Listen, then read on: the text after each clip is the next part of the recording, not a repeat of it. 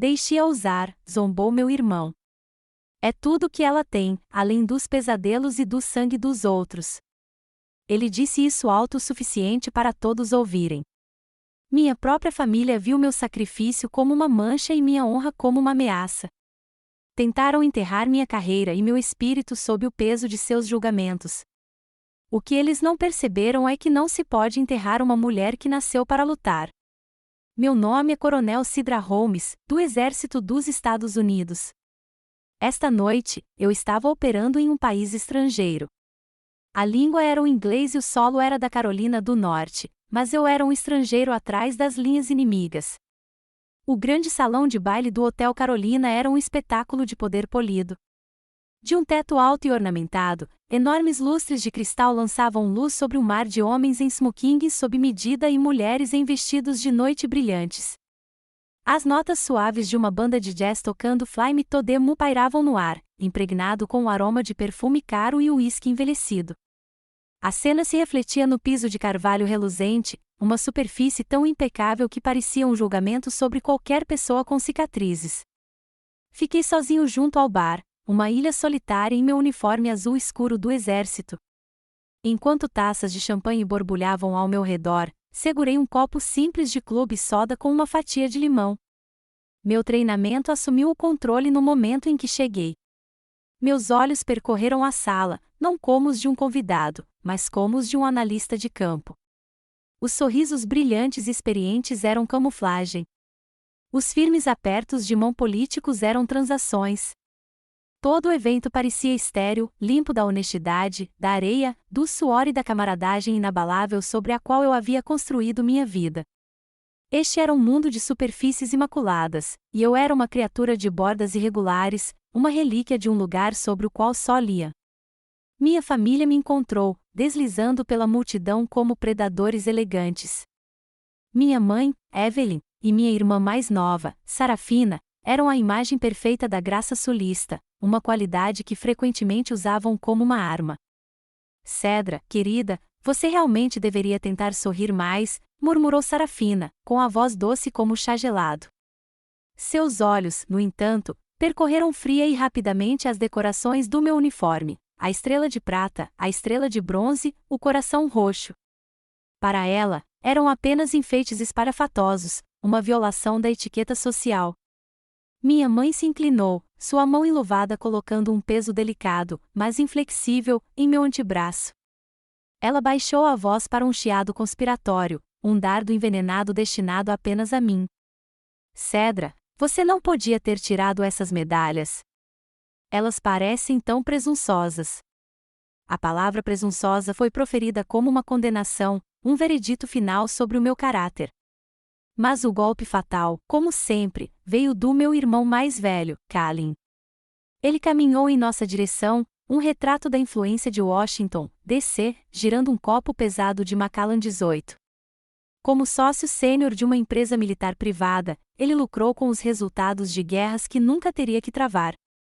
Um sorriso cruel surgiu em seus lábios quando ele parou, e elevou a voz o suficiente para ser ouvido claramente pelo círculo de generais condecorados que estavam por perto.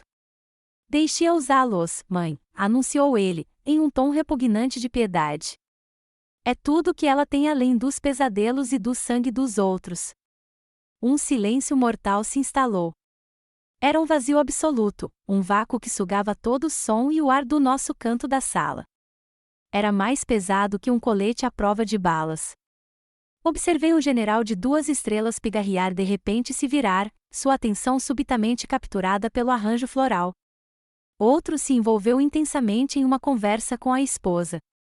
A onda de desconforto deles foi uma confirmação pública da minha vergonha. A humilhação era uma força física, mais quente e cortante do que os estilhaços que eu um dia havia arrancado do meu próprio ombro em uma base de fogo empoeirada. Era a dor limpa e impessoal de um campo de batalha. Era uma adaga envenenada cravada em uma ferida antiga pelas mãos do mesmo garoto que eu costumava defender dos valentões no pátio da escola. Fiquei ali, meu rosto uma máscara impassível que eu havia aperfeiçoado ao longo de 25 anos de serviço. Mas, por baixo da superfície, eu estava sangrando. Não olhei para ele. Não olhei para nenhum deles. Engajar-me seria render-me. Em vez disso, meu olhar se desvencilhou dos destroços e perscrutou a sala, desta vez não como um analista, mas como um sobrevivente em busca de chão firme. E então eu o vi.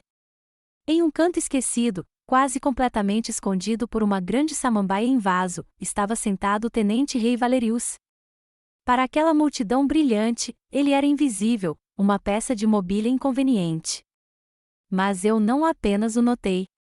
Eu o vi. Reconheci o olhar em seus olhos instantaneamente. Era o olhar distante, o olhar vazio de um soldado que havia retornado fisicamente, mas cuja alma ainda estava presa pelo fogo inimigo em alguma colina distante e esquecida por Deus. Ele estava ali, mas também estava muito longe. Minha próxima ação não foi um impulso, foi uma missão. Meu treinamento é correr em direção ao som dos tiros. Rei era um campo de batalha de um só, e estava sofrendo pesadas baixas. Coloquei meu copo no balcão com um clique discreto. Endireitei os ombros e comecei a andar. A multidão de seda e lã se abriu diante de mim enquanto eu atravessava o piso polido, cada passo deliberado. Parei diante de sua cadeira. Então, fiz algo que paralisou completamente o salão. Abaixei-me, dobrando um joelho no chão. No meu mundo, isso não é um ato de submissão. É o maior sinal de respeito que um guerreiro pode oferecer a outro. Olhei para o jovem tenente, seus olhos lentamente se voltando daquele horizonte distante para o meu rosto. Tenente, eu disse, minha voz firme e clara, uma ordem calma no quarto silencioso. Me daria a honra desta dança? Ele o encarou, a boca ligeiramente aberta. A confusão se misturou à descrença em seus olhos até que um lampejo de algo mais, compreensão, finalmente prevaleceu. Ele assentiu com um único e brusco aceno de cabeça. Ao se levantar, o som metálico e agudo de sua pesada joelheira contra o chão de carvalho era o único som no vasto salão. Era uma nota áspera e dissonante, mas, para mim, era a música mais honesta que eu ouvirá a noite toda. Era uma trilha sonora de dor, esforço e resiliência inquebrável. Não falamos enquanto nos movíamos para o centro da sala, seu andar rígido e comedido, minha presença um apoio silencioso e firme. Éramos dois soldados em patrulha num mundo que jamais compreenderia a nossa guerra. Demos apenas alguns passos quando uma figura se aproximou. Era seu pai, o general Tiberius Valerius, uma lenda viva, o homem que chamavam de Deus da Guerra do Centon. Seu rosto era um mapa esculpido de comando estratégico e decisões difíceis. Mas, ao olhar para o filho, de pé e se movendo com sua própria força, aquela compostura lendária se desfez. Seus olhos, acostumados a encarar ameaças globais, brilhavam com lágrimas não derramadas. Ele parou bem na minha frente, seu olhar poderoso e direto. Sua voz, uma ordem que havia movido exércitos, era agora um testamento silencioso, carregado de uma emoção que silenciava toda a sala. Coronel, disse ele, e todos no salão se inclinaram. Você acabou de me devolver meu filho. Não foi um agradecimento.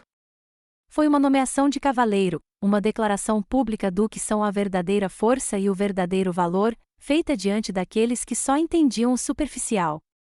Foi uma honra que ofuscou todas as medalhas do meu uniforme. Olhei para o meu irmão. Pela primeira vez na vida, Kalin ficou sem palavras. Ele ficou paralisado, o Karmakala em sua mão de repente parecendo absurdo e sem sentido. Ele tentará me enterrar com palavras, mas agora estava impotente. O poder bruto e inegável da gratidão de um pai, conquistada por um simples ato de decência humana, era uma moeda que sua fortuna jamais poderia comprar. A viagem de volta para casa no Lincoln Navigator foi mergulhada num silêncio mais pesado que a artilharia que se aproximava. Era um silêncio tático, carregado de acusações não ditas e anos de ressentimento. No banco de trás, minha mãe e Sarafina estavam sentadas perfeitamente imóveis, duas estátuas de mármore de cumplicidade silenciosa. Elas olhavam fixamente pelas respectivas janelas, fazendo-se pequenas, recusando-se a existir no conflito que meu irmão estava prestes a iniciar. Na frente, Kalin agarrava o volante revestido de couro, os nós dos dedos brancos sob o brilho intermitente dos postes de luz. Seus olhos eram frios, fixos na estrada escura à frente. Ele não gritou. Não era seu estilo. A crueldade de Kalin era corporativa, analítica. Ele iniciou meu julgamento por júri com o tom calmo e comedido de um consultor de Washington, DC fazendo uma avaliação de desempenho hostil. Foi uma atuação bem encenada, Cedra. Muito impressionante, disse ele, sua voz cortando o silêncio. Um engajamento perfeitamente calculado, transformando o filho de um general 4 estrelas em um trunfo estratégico para polir sua própria imagem ligeiramente manchada. Ele fez uma pausa, deixando as palavras caírem como golpes precisos. Ele não era uma pessoa para você naquele momento. Ele era uma alavanca, uma ferramenta. Cada palavra era um bisturi, dissecando habilmente meu ato de conexão humana e apresentando-o como uma conspiração grotesca e egoísta. Ele sabia que meu maior medo não era ser visto como um herói, mas sim como uma fraude. Ele estava mirando no âmago da minha identidade, a parte de mim que vivia e respirava pelos outros, e pintando-a como uma mentira manipuladora. Olhei para frente, concentrando-me no movimento rítmico dos limpadores de para-brisa contra a garoa fina. Não disse nada. O silêncio era minha única armadura. Ele interpretou meu silêncio como um convite para atacar. Meu mundo, Cedra, aquele que paga por esta casa e sua vida confortável quando você não está brincando de soldado, funciona com base na conformidade e nos resultados, não em gestos sentimentais impulsivos. Você sempre achou que era a exceção à regra. É isso que a torna tão perigosa. A palavra me atingiu como um golpe físico. Conformidade. Não era a palavra dele. Era o meu fantasma. E com ela, a cabine hermeticamente fechada do Lincoln Navigator se dissolveu ao meu redor.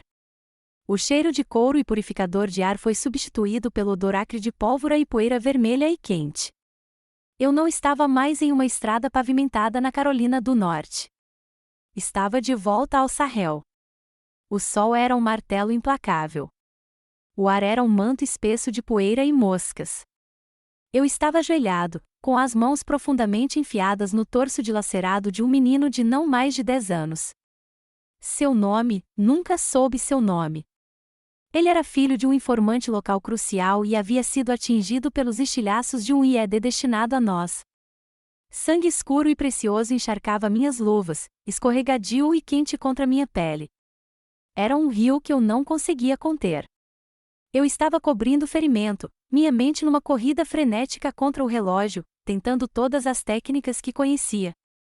Então a voz soou pelo meu fone de ouvido, minúscula e desprovida de qualquer emoção, uma voz de outro mundo, um mundo limpo de mapas e estratégias. Todas as unidades. Todas as unidades. Este é o comando. Somos Oscar Mike. A missão é prioridade. Repito, todas as unidades devem se retirar imediatamente. Retirar. A palavra era uma obscenidade. Minhas mãos estavam literalmente segurando a vida desta criança. Olhei para baixo, além dos meus próprios dedos encharcados de sangue, e para os olhos arregalados e aterrorizados do menino.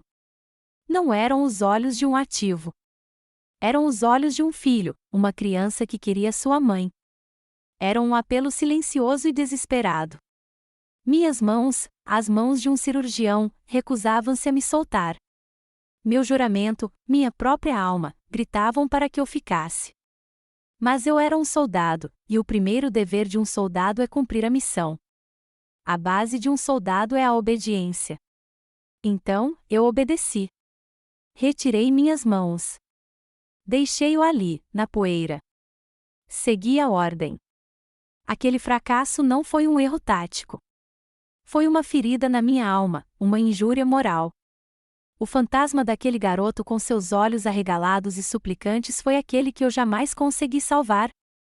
Foi o meu maior fracasso, não como soldado, mas como curador. O som da voz de Kalin me puxou do sol escaldante do Sahel de volta para a escuridão fria e estéril do navigator. Ele não tinha ideia de que estava dançando sobre o meu túmulo. A crueldade casual de sua ignorância era, em si, um tipo especial de tortura. Veja bem, você pensa com o coração, continuou ele, com o tom transbordando desdém. É um problema. Torna você imprevisível. Você não enxerga o panorama geral. Finalmente virei a cabeça e olhei para ele. Minha voz era baixa, quase um sussurro, mas carregava o peso de cada vida que eu já tivera em minhas mãos. Eu estava lá e o vi quando ninguém mais o viu. Minha calma, minha recusa em ceder, pareceu enfurecê-lo mais do que qualquer discussão. Ele agarrou o volante com mais força, o maxilar cerrado. A máscara do consultor frio caiu, revelando o homem furioso e inseguro por baixo. Você vai aprender logo que ser um herói tem um preço, disparou ele, a ameaça agora nua e crua. Tem gente no Pentágono, Cedra, gente que assina os cheques, e eles não gostam de ambiguidades. Não gostam de histórias confusas. O carro diminuiu a velocidade, entrando na entrada familiar da nossa casa de infância. O julgamento havia terminado. O veredito havia sido dado. Ele me considerou culpado. O navegador parou. Não esperei que ele desligasse o motor. Abri a porta e saí para o ar fresco e úmido da noite. Não olhei para trás. Não me despedi. Não havia mais nada a dizer aos fantasmas naquele carro. Enquanto as luzes traseiras vermelhas desapareciam na rua, fiquei ali parado na calçada molhada, o silêncio da noite me envolvendo. Kalin achou que tinha me colocado no meu devido lugar. Achou que tinha me lembrado das regras, da importância do cumprimento, mas tudo o que fez foi me lembrar do custo disso. Ele jogou um fantasma do meu passado na minha cara, tentando criar um novo. Mas ele falhou. Você já teve um momento assim? Um momento em que as palavras de alguém, com a intenção de te derrubar, acidentalmente te deram um motivo exato para você revidar? Parado ali, fiz um voto silencioso. Eu não seria silenciado. Eu não concordaria com a narrativa deles. Ele havia iniciado uma guerra de sussurros e sombras, e estava prestes a descobrir que, nas sombras, eu estava em casa. A guerra de Kalin não começou com uma declaração. Começou com sussurros. Seu ataque não foi um ataque frontal. Foi uma campanha de guerra psicológica travada com flechas invisíveis envenenadas. A primeira flecha atingiu o alvo 2 dias depois da gala. Eu estava em meu escritório no Centro Médico do Exército VUMAC, revisando prontuários de pacientes, quando meu telefone vibrou com uma mensagem. Era do meu comandante, o coronel Marcus Thorne, um bom homem com quem servi por anos. A mensagem foi breve e assustadora. Sidra, há um barulho vindo de Washington. Alguém está roubando seu relatório pós-ação da missão Sahel. Ruído. No ecossistema político das Forças Armadas, ruído é o som suave e farfalhante de uma carreira sendo assassinada. É o prelúdio de uma investigação, um revés na carreira, uma transferência silenciosa para uma mesa no meio do nada. Eu soube imediatamente quem estava por trás disso, Kalin. Meu próprio irmão estava mirando meu histórico de serviço. Uma onda fria de impotência me invadiu. Eu havia enfrentado tiros e bombas improvisadas. Eu sabia como lutar contra um inimigo que eu podia ver. Mas como se luta contra um fantasma? Como se derruba uma mentira? Este era um tipo diferente de campo de batalha, onde a verdade não era sua arma mais forte, mas seu recurso mais vulnerável. A segunda flecha chegou alguns dias depois. Um jovem residente, um capitão de olhos brilhantes que eu vinha orientando, aproximou-se da minha mesa. Ele não conseguia me olhar nos olhos. Senhora, gaguejou, estendendo o celular. Achei que a senhora deveria ver isso. Peguei o telefone. Ele tinha um artigo retirado de um blog de defesa conhecido, o Insider do Beltway. A manchete era uma obra-prima de difamação de caráter, criada para plantar uma semente de dúvida que nunca poderia ser totalmente erradicada. Heroína das forças especiais ou responsabilidade tática? Fontes levantam preocupações sobre o julgamento do Coronel Holmes. Fiquei sem fôlego. O artigo, citando várias fontes anônimas do Pentágono, pintava o retrato de uma oficial emocionalmente instável, uma figura descontrolada cujas ações impulsivas colocavam sua unidade em perigo. Distorcia os detalhes da missão no Sahel, transformando-os em uma ficção irreconhecível, transformando minha tentativa desesperada de salvar uma criança em um ato de insubordinação imprudente que quase comprometeu uma operação crítica. Ler aquelas palavras foi como se veneno invadisse minha corrente sanguínea. Kalin não precisava de provas. Ele só precisava criar suspeitas. Em seu mundo, uma dúvida bem colocada era mais poderosa do que uma montanha de evidências. A mentira agora estava impressa. Era real. Mas a pior parte, a parte mais agonizante de sua campanha, foi o silêncio. Os tapinhas amigáveis nas costas nos corredores cessaram. Os convites casuais para tomar um café e discutir um caso difícil cessaram. Meus colegas, homens e mulheres com quem eu havia compartilhado férias e dificuldades, agora desviavam o olhar quando eu passava. Suas conversas se reduziam a um murmúrio. Eu não estava sendo levado à corte marcial, mas sim exilado. Não estava confinado por arame farpado, mas pelos muros impenetráveis da suspeita. O isolamento era mais intenso no refeitório. Eu pegava minha bandeja de comida e sentava-me a uma mesa vazia, perfeitamente ciente dos olhares de soslaio dos soldados mais jovens. Eu os via cochichando, olhando para os celulares, sem dúvida lendo o artigo que circulava. Eu entendia. Eles não eram maliciosos. Eram apenas soldados treinados para desconfiar de qualquer fraqueza percebida na cadeia de comando. Eram vítimas da guerra de informações de Kalin. A dor de estar isolado entre as mesmas pessoas que jurei proteger, as pessoas que considerava minha verdadeira família, era uma forma única de tormento. Nenhum manual de treinamento, nenhuma experiência de campo, poderia prepará-lo para isso. Lembro-me de estar sentada ali uma tarde, empurrando vagens no meu prato, quando um verso de um versículo bíblico no qual eu não pensava há anos me veio à mente: bem-aventurados os que são perseguidos por causa da justiça. Não sou uma mulher religiosa, mas as palavras não me pareceram um conforto religioso. Pareciam uma confirmação, uma validação do caminho solitário e brutal que você trilha quando escolhe fazer a coisa certa em um mundo que frequentemente recompensa a errada. Foi nas profundezas desse isolamento que a contraofensiva começou, não com um estrondo, mas com a chegada silenciosa de um envelope. Não era um memorando interno padrão. Era um envelope pesado, de cor creme, entregue por um serviço de entrega especial ao meu escritório. O endereço do remetente era do Quartel-General do Comando de Operações Especiais dos Estados Unidos, SOCOM. Meu coração batia forte contra as costelas enquanto eu a abria com um abridor de cartas. Não era uma intimação. Não era uma repreensão. Era uma carta datilografada no papel timbrado pessoal do general Tiberius Valerius. Mas a mensagem em si estava escrita à mão com tinta forte e confiante. Coronel Holmes, começava: meus jovens soldados no Centro de Reabilitação Womack precisam ouvir sua história. Não a história que circula na imprensa, mas a que vi com meus próprios olhos. Aquela sobre o que realmente significa não deixar ninguém para trás. A honra de sua presença é solicitada o mais breve possível. Sua voz é necessária. Atenciosamente, T. Valerius.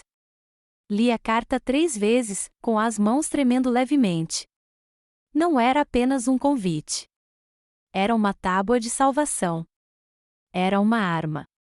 No meio da tempestade de sussurros e mentiras de Kalin, o homem mais poderoso do meu mundo acabará de me entregar um escudo. Ele estava me oferecendo uma plataforma, uma chance de revidar, não negando a mentira, mas falando a minha própria verdade. Era um testamento, uma prova concreta de que, mesmo na mais profunda escuridão, há aqueles que ainda enxergam a luz. Segurei o papel grosso na mão, o selo em relevo da ordem frio contra a ponta dos meus dedos. Meu irmão tentou me transformar em um pária. Ele tentou me isolar e me definir pela sua versão dos acontecimentos. Mas esta carta, este único pedaço de papel, era uma ordem direta do Olimpo. Era uma ordem para lutar. E um bom soldado sempre obedece a uma ordem.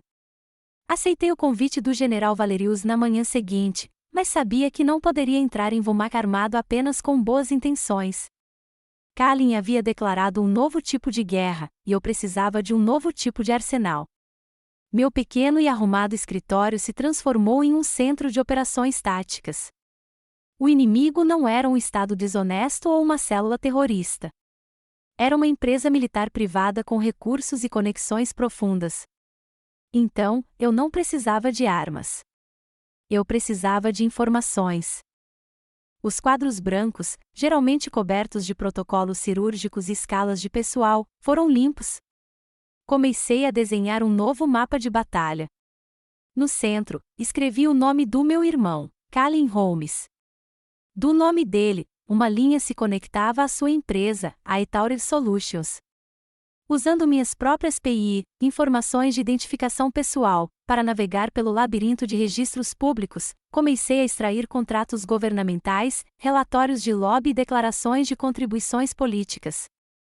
Linhas se entrelaçavam a partir de eTaured, conectando-os a legisladores específicos no Comitê de Serviços Armados da Câmara. O campo de batalha era familiar, mas as armas eram diferentes. O inimigo usava ternos Armani em vez de equipamentos de combate, e suas armas preferidas eram cláusulas contratuais e acordos secretos. Mas os registros públicos só me diziam até certo ponto. Eu precisava de informações de inteligência do terreno. Reativei uma rede que não usava há anos, a minha antiga, a dos profissionais discretos, os antigos operadores que haviam trocado seus equipamentos por teclados e agora trabalhavam nas sombras da segurança cibernética e da inteligência privada. Minha primeira ligação foi para um homem que eu só conhecia como Fantasma, um lendário sargento de comunicações dos Boinas Verdes que agora era um formidável hacker de chapéu cinza, o tipo de pessoa que conseguia atravessar paredes digitais sem deixar rastros. A ligação foi feita por um aplicativo criptografado, uma conversa que duraria apenas alguns minutos antes de desaparecer no éter. Sidra, sua voz estalou, baixa e rouca. Faz tempo. Ouvi falar do barulho. Seu irmão sempre foi uma cobra. Acha que guerra é só uma planilha do Excel. Preciso saber o que ele está planejando, Fantasma, eu disse, indo direto ao ponto. Qual é a intenção do eTaured? Me dê algumas horas, respondeu ele. Não houve hesitação. No nosso mundo, você não pergunta o porquê, você simplesmente executa. Por meio de ligações discretas do Ghost e de alguns outros telefonemas, um quadro perturbador começou a emergir. A eTaured Solutions pressionava agressivamente o Congresso para privatizar setores inteiros da assistência médica em campos de batalha. Sua proposta se baseava em uma lógica fria e corporativa. Unidades administradas por militares não eram economicamente viáveis e eram difíceis de controlar do ponto de vista político. Eles argumentavam que contratantes privados poderiam realizar o trabalho de forma mais barata e com mais flexibilidade. De repente, tudo fez sentido. Eu não era apenas um alvo pessoal nascido da rivalidade entre irmãos. Eu era um símbolo. Eu era o Coronel Cedra Holmes, um condecorado cirurgião de combate das Forças Especiais. Minha história, minha reputação de colocar a vida dos soldados acima de tudo, era uma ameaça direta à narrativa deles. Para vender o produto deles, eles precisavam desacreditar o meu. Para defender seus argumentos, eles tinham que me destruir. Não se tratava mais de uma briga familiar. Era uma estratégia corporativa. E eu estava no caminho de milhões de dólares em contratos governamentais. A sensação de traição que eu sentia não era mais apenas pessoal. Era sistêmica. O peso de tudo aquilo era enorme. Certa tarde, a caminho da biblioteca pública do condado de Cumberland para pesquisar mais, eu estava perdido em pensamentos, dissecando mentalmente a linguagem contratual. Ao passar pela entrada, meus olhos pousaram em um homem sentado em um muro baixo de tijolos. Ele era morador de rua, tinha roupas gastas e tinha o olhar assombrado e cansado de alguém que havia sido deixado para trás pelo mundo. Mas, ao passar, seu olhar se ergueu e se fixou em algo, não no meu rosto, mas na lapela do meu casaco. Preso ali, havia um pequeno e modesto broche com ponta de flecha, a insígnia das Forças Especiais do Exército dos Estados Unidos. Sua postura mudou. Foi uma mudança sutil, quase imperceptível. Suas costas se endireitaram, um resquício de porte militar retornando aos seus ombros caídos. Ele me olhou diretamente nos olhos e, em voz baixa e áspera, disse duas palavras: de opresso liber. Libertem os oprimidos, nosso lema, o princípio norteador de toda a minha carreira. Ouvi-lo dele naquele momento foi como um raio na minha alma. Não foi uma saudação. Foi um lembrete, uma declaração de missão. Percebi naquele instante que eu era o único oprimido.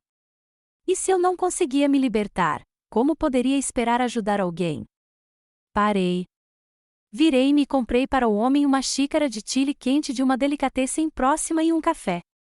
Sentamos juntos no muro e, por 20 minutos, apenas ouvi sua história. Aquele simples ato de conexão, de reconhecer um colega soldado, recalibrou minha bússola moral. Solidificou minha determinação. Eu não estava mais lutando apenas pela minha reputação. Eu estava lutando pelo próprio princípio que aquelas palavras representavam. O ponto de virada, a arma que eu tanto procurava, chegou naquela noite. Não veio de um banco de dados do governo ou de um hacker, mas de um e-mail criptografado. O assunto continha uma única palavra: verdade. Meu coração disparou ao abri-lo. O remetente era um endereço que eu não reconheci, mas reconheci o nome no final da mensagem instantaneamente: Isolda, ex-mulher de Kalin. O e-mail foi curto, mas devastador. Sidra, fiquei em silêncio por muito tempo. Vi o clipe de você no baile, aquele em que você dançava com aquele jovem soldado. Vi o que você fez. E vi a expressão no rosto de Kalin depois.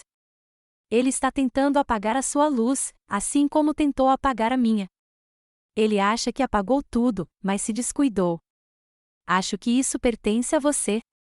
Em anexo, havia um arquivo compactado, um tesouro digital de evidências, e-mails internos da Etaured, memorandos descrevendo sua estratégia de lobby e a peça final e contundente do quebra-cabeça, uma captura de tela de uma mensagem de texto que Kalin havia enviado ao seu parceiro de negócios na manhã seguinte à gala. Meus olhos se fixaram nas palavras: um branco puro contra um fundo azul. O incidente de Valerius é um problema. A narrativa da heroína médica da SOF está ganhando força. Desacreditá-la agora é prioridade máxima. Precisamos acabar com essa história antes que ela acabe com nossa proposta. Olhei para a tela, com uma certeza fria e dura se instalando em meu estômago. Não era mais um boato. Não era uma fonte anônima. Era Kalin, em suas próprias palavras, expondo seu motivo e seu plano. Essa era a prova cabal. Essa era minha munição. A evidência que eu havia coletado era uma arma carregada, fria e pesada em minha posse. Mas antes que eu pudesse usá-la, eu tinha uma promessa a cumprir. Dirigi até Vumak, não para o prédio principal do hospital, mas para o amplo centro de reabilitação no lado oeste da base. Ao sair do carro, a opulência estéril do Hotel Carolina parecia um sonho distante e irrelevante. Este lugar era diferente. Não havia banda de jazz ali.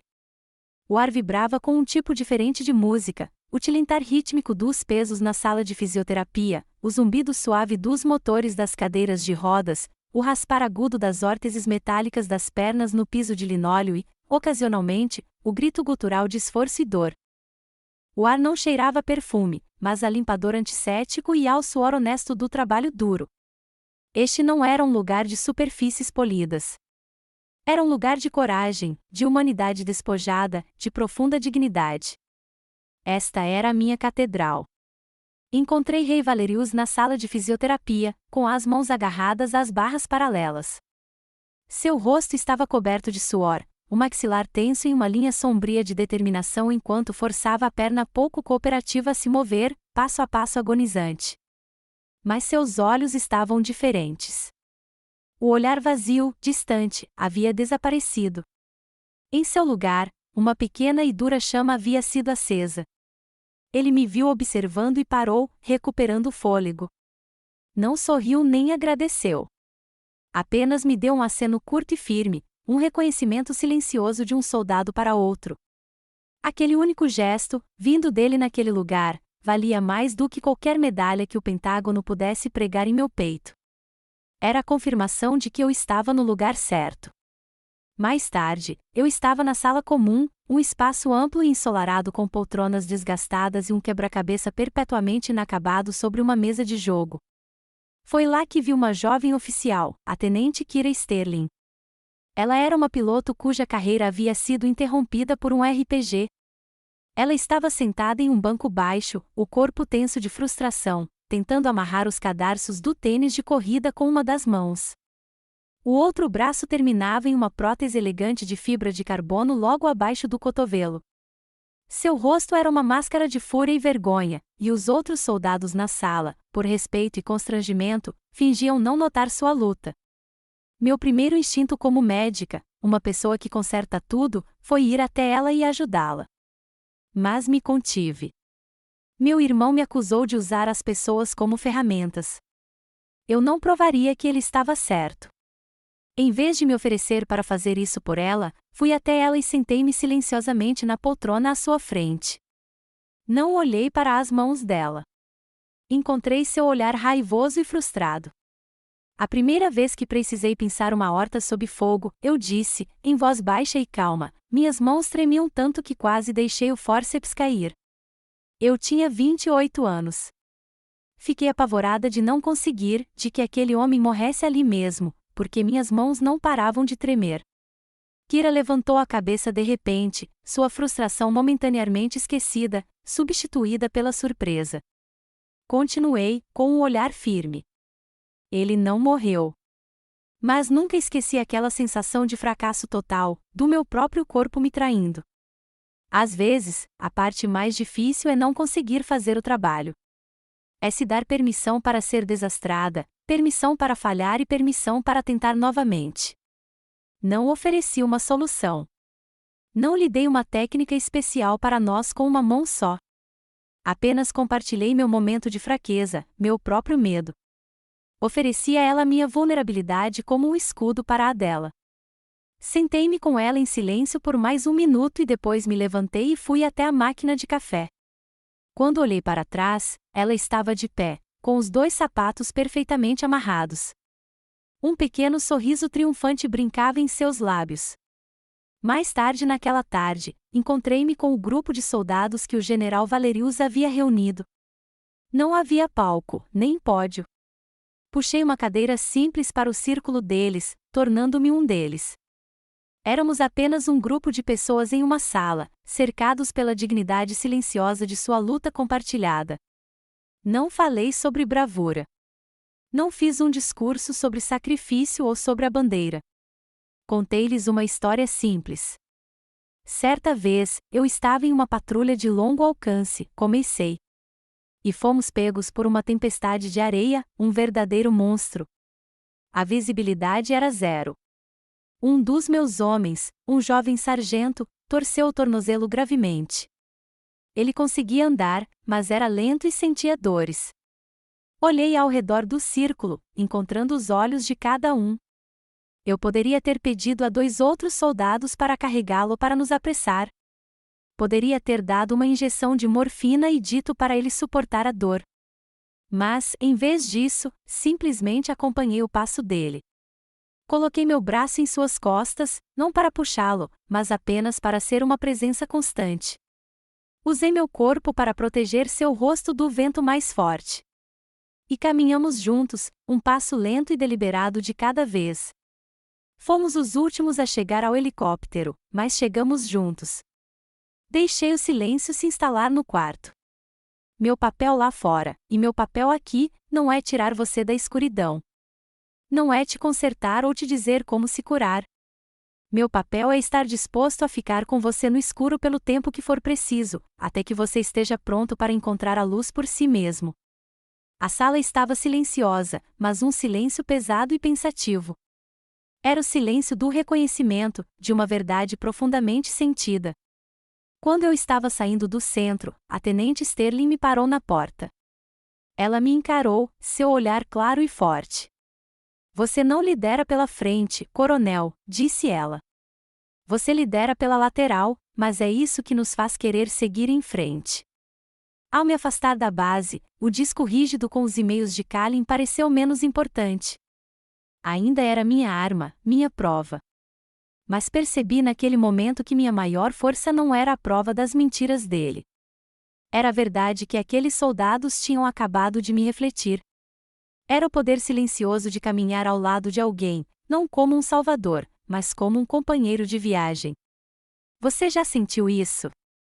A força profunda que vem não de consertar alguém, mas de estar presente com ele em sua luta. Eu não estava mais lutando pela minha própria honra. Eu estava lutando por ele.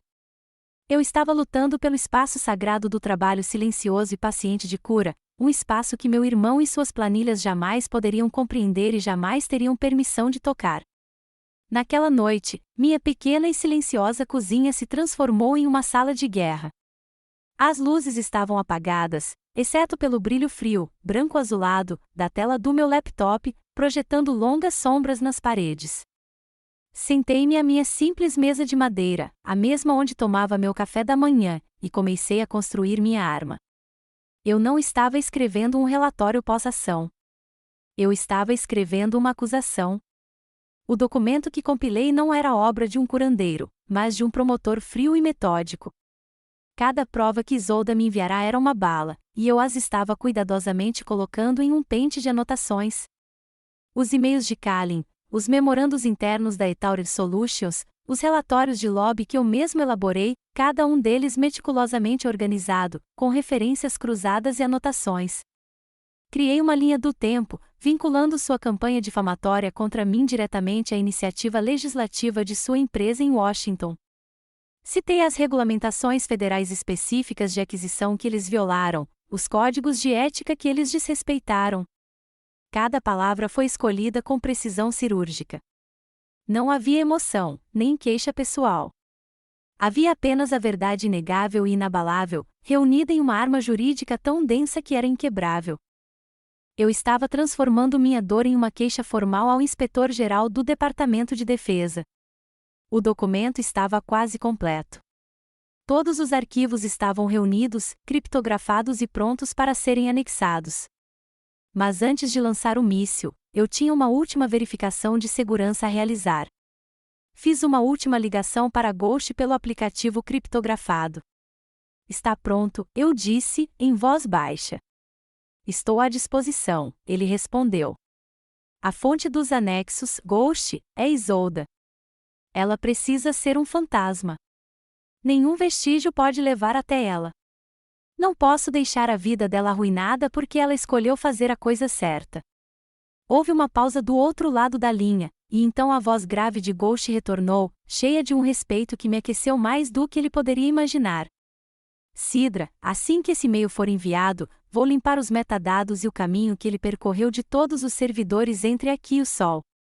Para o Departamento de Defesa, este arquivo deve ter chegado como uma mensagem de Deus.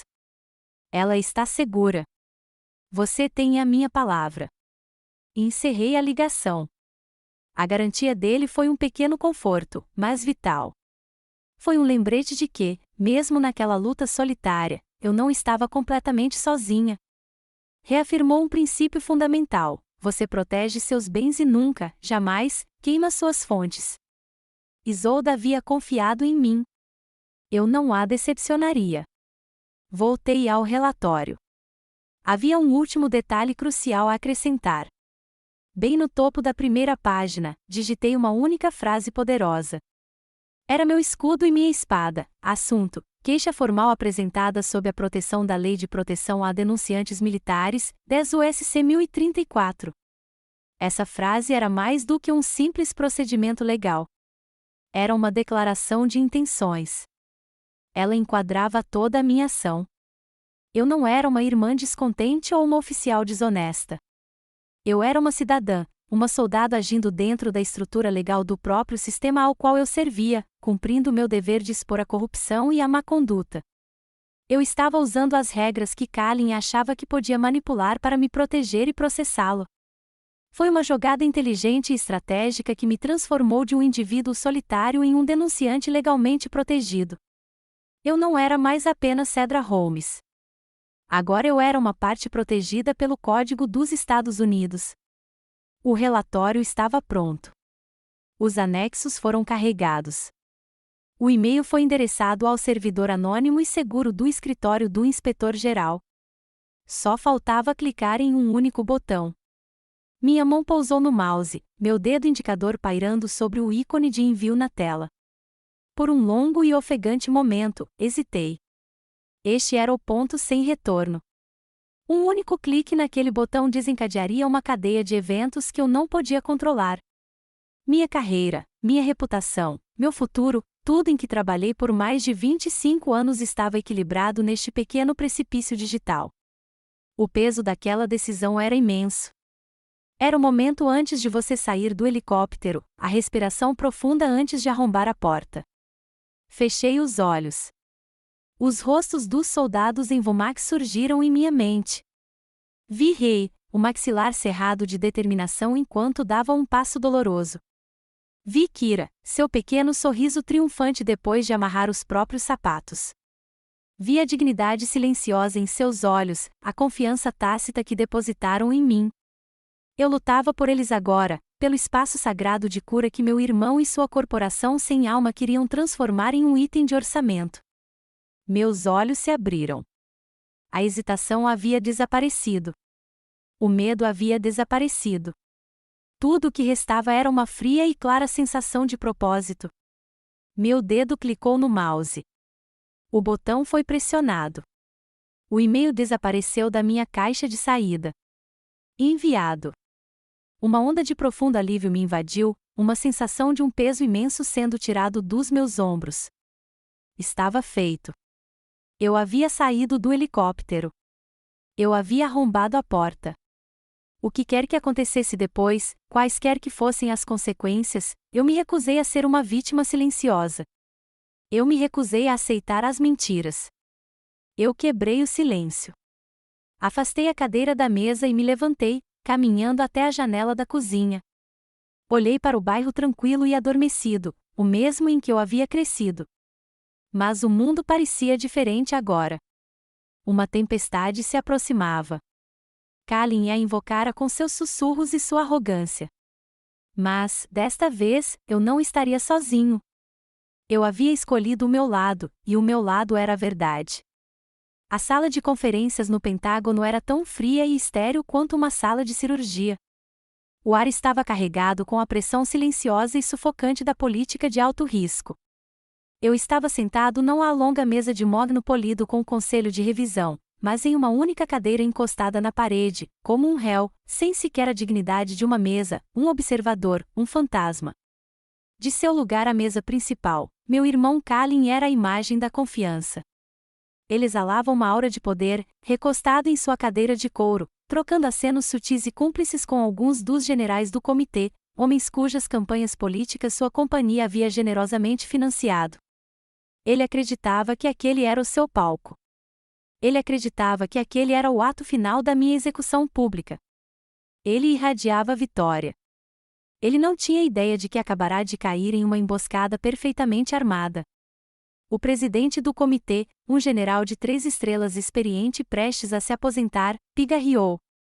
Começou com um tom seco e burocrático. Esta revisão especial foi convocada para tratar de certas preocupações levantadas em relação ao relatório pós-ação apresentado pela Coronel Sidra Holmes para as operações de sua unidade na região do Sahel, designação 7B. Kalin se permitiu um pequeno sorriso predatório. Era isso, a condenação pública, o fim oficial de sua irmã problemática. Para esclarecer essas preocupações, continuou o presidente, olhando para suas anotações, o comitê convidou uma testemunha que estava presente no local durante o incidente em questão. A porta no fundo da sala se abriu. Uma mulher de uniforme de gala entrou, suas botas fazendo um som agudo e decisivo no chão de ladrilhos. A sala ficou em silêncio. Kalin congelou, a cor sumindo de seu rosto. Seu sorriso desapareceu, substituído por uma expressão de puro e genuíno choque. Era Sargento Mori Vadin-Torne, uma lenda viva na comunidade das Forças Especiais, uma mulher tão forte e respeitada que a chamavam de Valquíria. Ela era uma agente cuja reputação era tão impecável que nem mesmo Kalin, em toda a sua arrogância, ousaria questionar sua palavra. Isso não fazia parte do seu plano. Vadin caminhou até a mesa, com as costas eretas como uma vara verde, e ficou em posição de sentido. Ela não olhou para Kalin. Ela não olhou para mim. Dirigiu-se apenas ao presidente. Sargento Mortorne, disse o presidente, por favor, conte-me os eventos daquele dia. O depoimento de Vadin foi uma lição de precisão militar. Foi claro, conciso e totalmente isento de emoção. Ela relatou como, sob fogo contínuo de morteiros, eu havia estabilizado calmamente 3 baixas críticas simultaneamente. Descreveu como, depois de proteger meus próprios homens, rompi o protocolo de proteção para prestar socorro ao garoto local ferido. A Coronel Holmes permaneceu então com a vítima não combatente até receber uma ordem direta e reiterada do comando para se retirar, declarou Evading, com a voz dura e clara como granito. Ela fez uma pausa e proferiu a frase final e devastadora: a coronel cumpriu a ordem, senhor, mas se recusou a cumprir com indiferença. As palavras pairavam no ar estéril, uma dura acusação à própria noção de que minhas ações eram tudo menos honrosas. Antes que Kalin pudesse sequer começar a processar isso, outra voz cortou o silêncio. Senhor presidente, se me permite. Todos os olhares se voltaram para o general Tiberius Valerius, que estivera sentado em silêncio na ponta da mesa. Ele se levantou lentamente. E naquele momento, ele não era apenas um general de 4 estrelas. Ele era um pai. As preocupações levantadas sobre o relatório do coronel Holmes me levaram a fazer minha própria revisão, disse ele, com a voz grave e poderosa, que exigia atenção absoluta. E minha revisão me levou a testemunhar a coronel Holmes realizar um ato de medicina no campo de batalha que eu nunca tinha visto antes. Ela conseguiu trazer um soldado para casa, não em um C-17, não em um caixão coberto com a bandeira, mas aqui mesmo, em solo americano, em um salão de baile na Carolina do Norte. Ela salvou meu filho, não de uma bala inimiga, mas da escuridão que se segue. Seu olhar percorreu a sala e pousou como um peso físico sobre meu irmão. Integridade é a base deste uniforme, declarou o general, elevando a voz com fúria fria. É a base sobre a qual tudo o que fazemos é construído. Quando permitimos que essa base seja destruída por sussurros, por manobras políticas, por homens que veem a guerra como uma oportunidade de negócio, já perdemos a batalha antes mesmo do primeiro tiro ser disparado. O ar crepitava de tensão.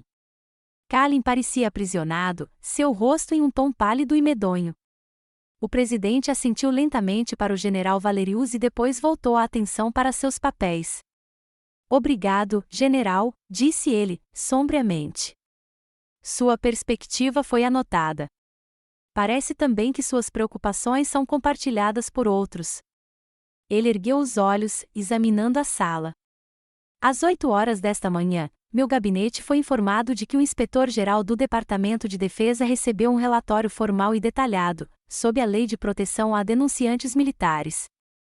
Este relatório alega uma campanha coordenada de desinformação e potencial fraude contratual por parte de uma empresa civil, a Etaurus Solutions.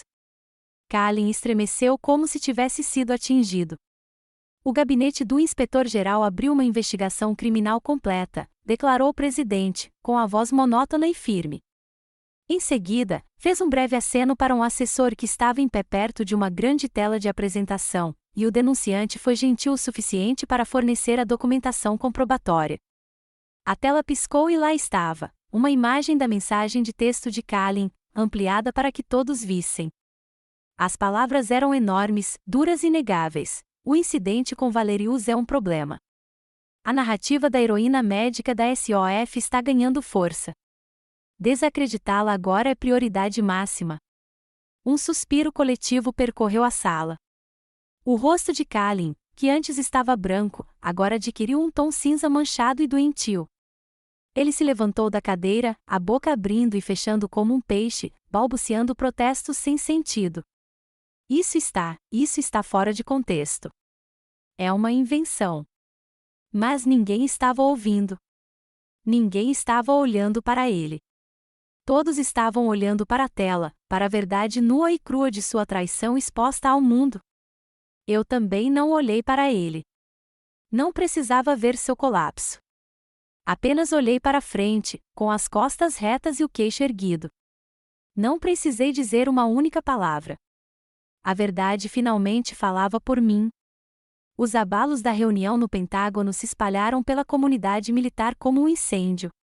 A história se tornou um conto de advertência, sussurrado nos corredores e por linhas telefônicas seguras. A Etaure Solutions teve seus contratos congelados enquanto aguardava o resultado da investigação do inspetor-geral. Kalin foi suspenso, com sua carreira e reputação em ruínas. Eu havia vencido decisivamente. Mas não houve desfile triunfal. Não houve festa da vitória. Voltei para o meu pequeno e silencioso apartamento fora da base. Ao fechar a porta atrás de mim, a adrenalina da luta se dissipou, deixando para trás um vazio profundo e profundo. Era o silêncio após a tempestade, o silêncio sinistro de um campo de batalha após o fim dos tiroteios. Eu havia vencido a guerra, mas o preço foi a ruptura final e irrevogável de um vínculo com o irmão que eu um dia conhecera. Não acendia as luzes. Caminhei pelos cômodos escuros até a janela da sala de estar e fiquei ali, observando o trânsito noturno passar. A vitória não era barulhenta. Não tinha um sabor doce. Tinha gosto de perda e do cansaço profundo de uma guerra longa e dolorosa. Naquela noite, enquanto eu estava sentado na escuridão silenciosa, ouvi uma batida suave à minha porta. Era um jovem cabo da frota de veículos, segurando uma caixa de papelão simples. Para o senhor, coronel, disse ele, entregando-a para mim. Dentro, aninhada em um guardanapo de linho, havia uma dúzia de biscoitos de aveia com passas ainda quentes. Escondido na lateral, havia um pequeno bilhete escrito à mão em papel timbrado elegante. Obrigada por me devolver o sorriso do meu filho, e do meu marido também. Elanar Valerius. Este presente simples e caseiro da esposa do general, este reconhecimento de uma mulher para outra, significou mais para mim do que qualquer elogio oficial. Foi um lembrete daquilo pelo qual eu vinha lutando. 2 dias depois, meu telefone vibrou com uma mensagem de um número que eu não reconheci. É o Kalin. Podemos nos encontrar? Ele pediu para nos encontrarmos em um restaurantezinho decadente em Fayetteville, daqueles com cabines de vinil rachadas e uma jukebox que não era reformada desde os anos 90. Era um lugar onde costumávamos ir quando crianças para gastar nossa mesada em milkshakes e batatas fritas. Quando o vi sentado numa mesa no canto dos fundos, mal o reconheci. Parecia ter envelhecido uma década em uma semana. O titã arrogante e condescendente da indústria havia sumido. Em seu lugar, havia um homem encolhido e patético. Ele não conseguia me olhar nos olhos. Apenas encarava seu café preto como se ele contivesse as respostas para o universo. Eu estava errado, disse ele finalmente, com a voz rouca e entrecortada. Foi a primeira vez em sua vida adulta que o ouvi admitir culpa. Ele finalmente olhou para mim, e o que vi em seus olhos não foi raiva. Era medo. Eu não te odeio, Cedra. Tenho medo de você. Sempre tive medo de você. Da sua luz, da sua certeza. Ela só fazia o meu mundo parecer tão pequeno, tão barato. Pela primeira vez, ele estava dizendo a verdade, e eu não senti nada. Nenhuma satisfação, nenhum triunfo, apenas uma profunda tristeza por aquele homem pequeno e inseguro que passará a vida inteira escolhendo destruir em vez de construir, simplesmente porque tinha medo de ser ofuscado. Ouviu devagar sobre pressão, expectativas, sobre o mundo em que vivia. Não o interrompi. Apenas o deixei esvaziar-se de todo o seu veneno e das suas justificativas. Quando ele finalmente se calou, exausto, tomei um gole lento da minha água. Eu não te odeio mais, Kalin, eu disse, e minha voz estava calma, firme e livre da raiva que me alimentara por tanto tempo. Mas não estou mais esperando você mudar. Terminei. Olhei diretamente para ele e proferi a frase final e libertadora: eu te perdoo. Não por você, por mim. Eu preciso de paz. Aquele foi o momento da minha verdadeira libertação. Levantei-me da cabine, deixando minha água intocada. Coloquei uma nota de $10 na mesa para cobrir nossos cafés e fui embora, deixando sozinho com sua verdade recém-descoberta e totalmente inútil. Naquela noite, fui até o meu armário e peguei uma pequena caixa de madeira forrada de cedro da prateleira de cima. Estava cheia de artefatos de uma infância compartilhada, fotografias desbotadas de 2 crianças sorrindo banguelas na praia, cartas escritas com rabiscos bagunçados de uma criança de um acampamento de verão, uma medalha boba que ele tinha feito para mim com uma tampinha de garrafa e uma fita. Durante anos, esta caixa foi uma fonte de dor silenciosa, uma lembrança do que havia sido perdido. Fiquei sentado diante dela por um longo tempo, não com raiva, mas com uma tristeza gentil e terna. Escrevi uma carta que jamais enviaria. Não era uma acusação. Era uma despedida, uma carta perdoando o menino das fotos e dizendo adeus ao homem que ele se tornou. Dobrei-a cuidadosamente e coloquei-a de volta na caixa, em cima de todas as outras memórias. Então, levei a caixa para o pequeno e árido canto do meu quintal. Coloquei-a dentro de uma velha lata de lixo de metal que eu usava para resíduos de jardim. Acendi um único fósforo. Observei a pequena chama atingir a borda de uma fotografia, a imagem de nós dois em um balanço de pneu, se curvando e escurecendo antes de desaparecer no fogo. A luz alaranjada lambia as letras antigas, consumindo as palavras, transformando as memórias em cinzas. Não chorei. Senti uma leveza estranha e maravilhosa se espalhar pelo meu peito, como se uma armadura pesada que eu nem sabia que estava usando tivesse sido desfeita e deixada cair. O fogo não queimava apenas papéis e fotografias antigas. Queimava uma vida inteira de fardos. O fardo de buscar a aprovação de alguém que nunca poderia dá-la, o fardo de tentar provar meu valor, o fardo de um fantasma que carreguei por tempo demais. Quando a última chama se extinguiu, não sobrou nada além de uma pilha de cinzas e um céu vasto, silencioso e estrelado acima de mim. Respirei fundo e profundamente. O ar tinha gosto de liberdade. Eu finalmente havia cortado o último cordão. Eu havia escrito meu próprio final. A cerimônia de premiação foi realizada no auditório principal de Womack. O espaço era formal e solene, repleto de fileiras de soldados em seus uniformes de gala, cujos rostos eram um testemunho de serviço e sacrifício. Não havia champanhe ali, nem quarteto de cordas. Havia apenas um profundo respeito mútuo que parecia mais sagrado do que qualquer catedral em que eu já tivesse entrado. Fiquei de pé no palco, com as costas retas, enquanto o general Valério falava do pódio. Estamos aqui hoje para apresentar uma nova comenda especial, começou ele, sua voz ecoando pelo salão silencioso. A cruz da égide. Na mitologia, a égide era o escudo dos deuses, um símbolo não de agressão, mas de proteção divina. Este prêmio não é por atos de bravura em conquistar uma colina, mas por um tipo diferente e mais profundo de coragem. É pela coragem de adentrar a escuridão do outro e ficar ao lado dele, para protegê-lo não de balas, mas do desespero. Seus olhos encontraram os meus. A coronel Sidra Holmes demonstrou essa coragem. Ela nos lembra que a vocação mais elevada de um líder não é comandar, mas servir, não consertar, mas curar, não liderar pela frente, mas caminhar ao lado. Ele deu um passo à frente, segurando a medalha. Era uma cruz de prata simples e elegante com a representação de um escudo no centro. Ao prendê-la ao meu uniforme, o peso dela pareceu imenso. Mas eu não estava pensando em mim. Minha mente estava em um mundo distante. Pensei no sargento Jacques Cordova, cuja vida eu havia salvado em Kandahar. Pensei na especialista Ana Petrova, com quem eu havia me desentendido numa noite escura na Alemanha. Pensei no garoto sem nome no Sahel, cujo fantasma eu ainda carregava. Esta medalha não me pertencia. Pertencia a eles. Foi forjada a partir da dor e da resiliência deles. Ao recuar, meus olhos percorreram o fundo do auditório. E eu o vi. Kalin. Ele estava sozinho na saída, uma figura solitária e diminuída.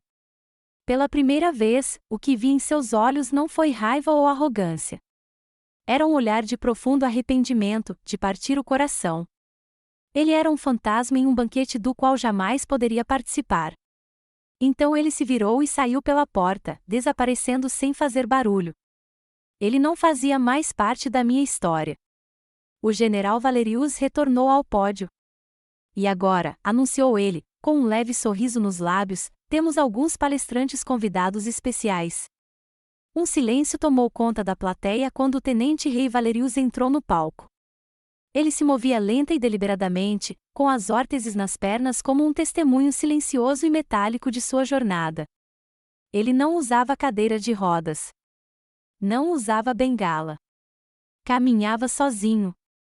Ele subiu ao pódio, não como um soldado destruído, mas como um homem renascido. Olhou para a multidão. Então, seus olhos encontraram os meus. O general disse que a Coronel Holmes me trouxe para casa, começou ele, com a voz clara e forte. Mas isso não é bem verdade. A Coronel Holmes não me resgatou. Ela criou um espaço onde eu pudesse me salvar. Ela não me tirou da escuridão. Ela apenas ficou ao meu lado até que meus próprios olhos se adaptassem. E esse é o maior presente que qualquer líder pode dar. Ele fez uma pausa e se virou para a plateia. E eu não sou o único. Gostaria de convidar alguns outros para compartilharem suas histórias. Meu coração parou. Isso não fazia parte do programa. Um por um, os soldados que reconheci do centro de reabilitação, da minha conversa tranquila na sala comum, começaram a se levantar de seus assentos e a se dirigir ao palco. Foi um momento improvisado e absolutamente de tirar o fôlego. Primeiro veio a tenente Kira Sterling. Ela caminhou até o microfone e, com uma confiança que irradiava por todo o salão, ergueu sua mão protética de fibra de carbono. O coronel Holmes me ensinou que a força não está no que perdemos, disse ela, com a voz firme. Trata-se de como aprendemos a agarrar o que nos resta. Ela não viu um piloto quebrado.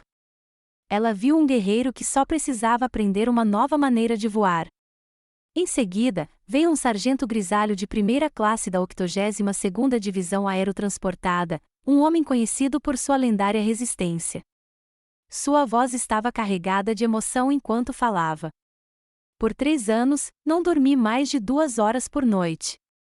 Os pesadelos eram implacáveis. Depois de uma conversa com a coronel, apenas uma, dormi a noite toda. Ela não me deu remédios. Ela não me deu conselhos. Ela apenas ouviu. Ela me deu paz.